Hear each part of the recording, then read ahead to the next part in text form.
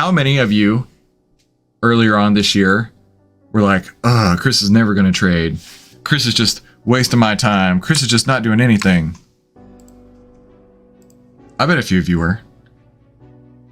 These are my results from earlier on today. I don't know if they're the same right now. I marked them to market earlier today. That's 3460, 3458. And nearly all of it came in June, with a tiny tag of it coming in May. And for those that didn't stick around to see it happen, I would just point them to this and say, you will never regret mastering patience in trading. Because yeah, there was a long time where we didn't do anything, and neither did the market. And now we had some new opportunities, some new setups, some new ideas, some new trades. Look at how fast it can happen. That's the way trading's supposed to be. You sit and you wait, and then you collect your money. That's how it's done, right there. But most people will never be able to do that. I don't have to trade for the rest of the year. I don't have to trade for next year either. But I'm gonna, of course, because I love to do this, and I'm gonna try and maximize my profits as far as possible. But you're never going to get the chance to maximize those profits if you aren't patient.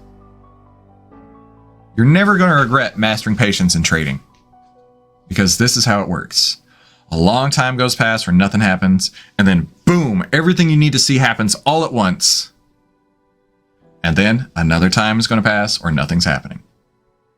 So always remember that. When it comes to trading, this is not sexy. When I tell people, for example, this week, during the week, it's been a scout camp all week long. In the evenings, I've been going with my younger son, Elliot.